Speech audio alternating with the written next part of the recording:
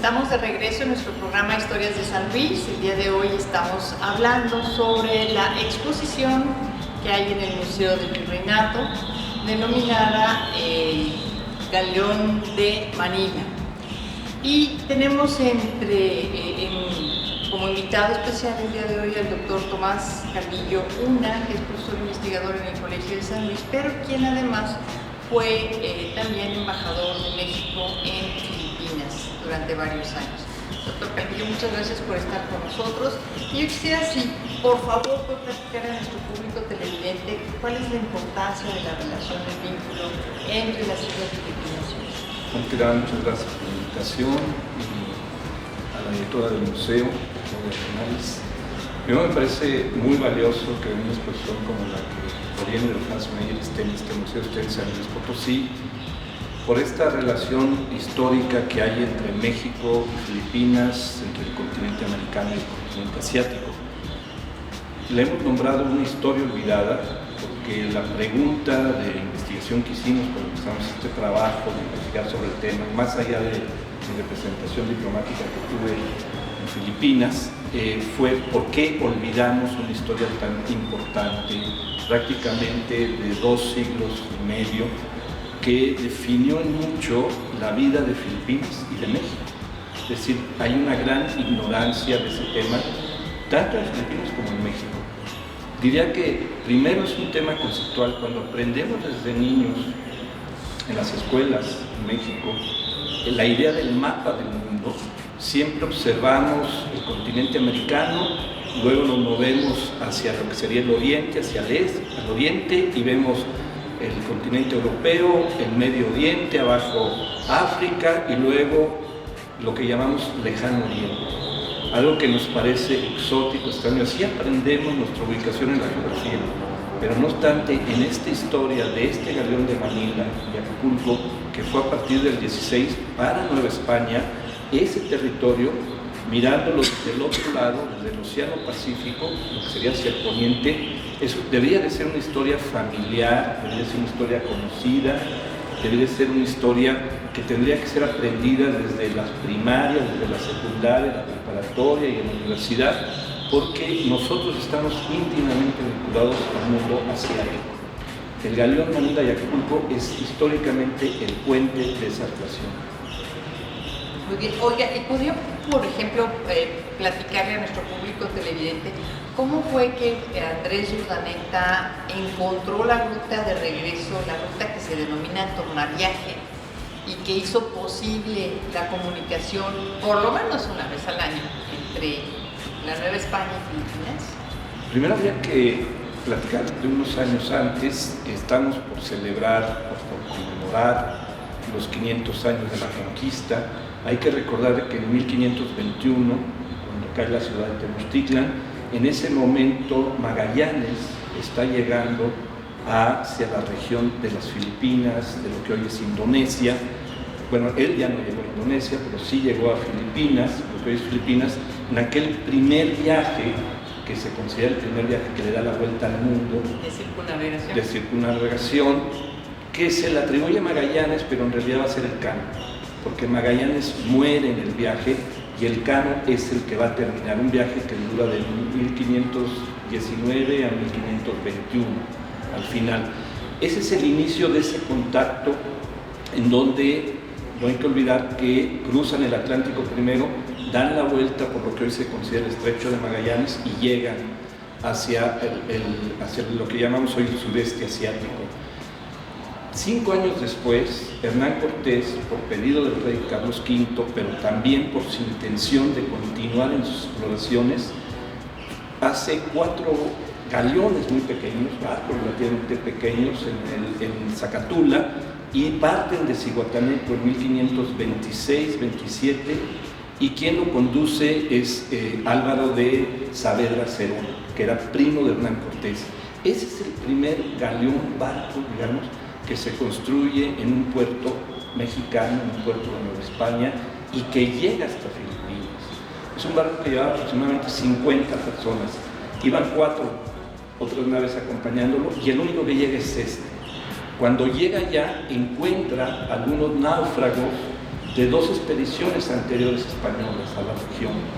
Ahí, en ese encuentro, conocen a Andrés de Urdaneta, que era un joven que estaba ahí, que había llegado en un viaje anterior, un viaje de unos 4 años anteriores, y había quedado varado en esa zona, y este Urdaneta entonces conoce a estos mexicanos, novohispanos que llegan, estos primeros, todos lo podemos llamar novohispanos propiamente, pero estos primeros tripulantes que vienen de Nueva España saben de Hernán Cortés, y cuando él años después regresa a España, le queda esa inquietud de conocer Nueva España. Cuando vuelve a tomar el reino español la intención de abrir la exploración directamente desde el Pacífico, es decir, desde el continente americano hacia el continente asiático, encontrar una vía, buscan a Urdaneta, que ya estaba viviendo en Nueva España, que recordaban que tenía una experiencia anterior de haber estado en la zona,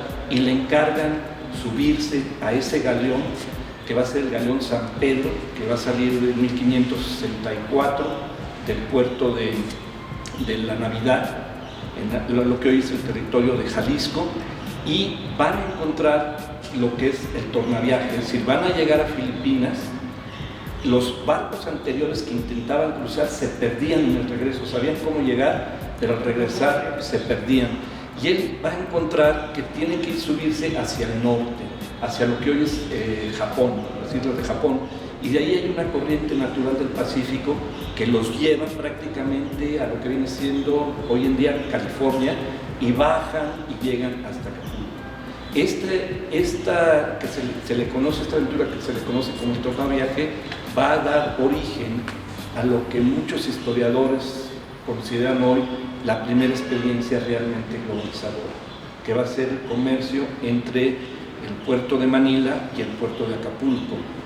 Algunos de esos elementos, productos, pues están ilustrados en la exposición que presenta el Museo del Virreinato de aquí en San Luis Potosí.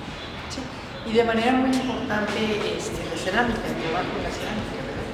Cerámica, plata, los biombos, la influencia japonesa, china.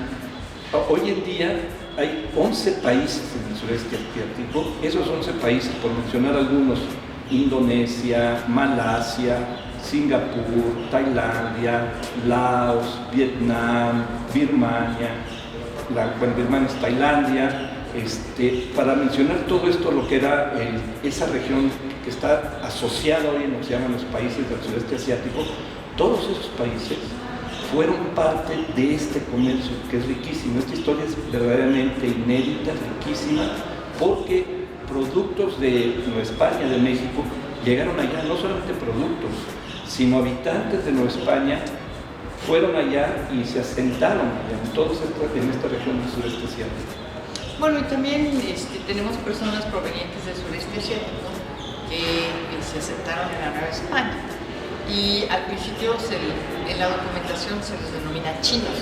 Bueno, sabemos que no son chinos propiamente dicho, pero es la forma en que se les registró en la Nueva España, y entre ellos, por ejemplo, los que bordaban los ornamentos religiosos para la Catedral de la Ciudad de México eran personas que provenían de las Islas Filipinas. Bueno, y de todo esto, doctor Calvillo, ¿qué es lo que usted considera más relevante? Yo creo que primero lo que ya no estoy olvidando, que es lo que me interesa, ¿por qué olvidamos? ¿Por qué olvidamos eso? Tenemos pocos minutos, no voy a dedicar una reflexión porque es una historia intelectual de por qué se olvidó en México esto, pero lo más importante ahorita es la recuperación de esa historia.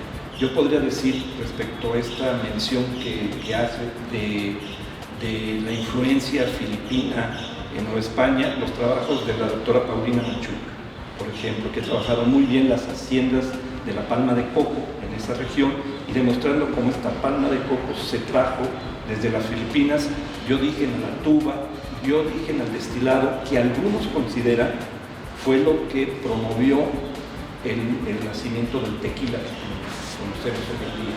Sí, ¿podría platicarle a nuestro público televidente qué es la tuba? Porque usted y yo estamos familiarizados con el término, pero no... La tuba proviene de esta palmera de coco que se trajo de Filipinas. Aquí es un jugo que se extrae del coco, pero se convierte después en lo que se llama el ámbano cuando se destila, que es un proceso, ahorita lo vemos un poco primitivo, pero que en aquella época no se conocía en la región.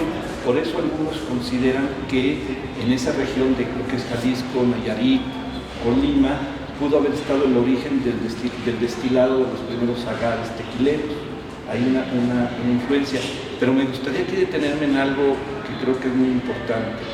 En esta historia olvidada, yo diría que del siglo XX, de partir de los años de 1990, pero particularmente del 2000 para acá, han crecido los estudios de los académicos, principalmente historiadores de México, sobre el tema.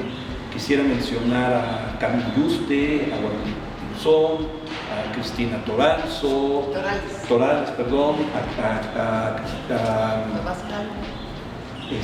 a Tomás Calvo, a Paulina Machuca, y tenemos aquí en San Luis también algunos, ¿no? Quisiera mencionar a Claudia Rocha, que está haciendo un trabajo muy interesante desde hace algunos años sobre lo que se considera para los filipinos el primer mapa que los representa como un territorio. ¿Sí? Lo que ellos hasta hoy es el territorio de Filipinas, que es un mapa del siglo XVIII. Entonces, mencionar que esta historia que apenas comenzamos a vislumbrar con estudios nos muestra la presencia de México en Asia, pues de hace prácticamente 4 o 5 siglos. Muchas gracias. Vamos a un corte y regresamos.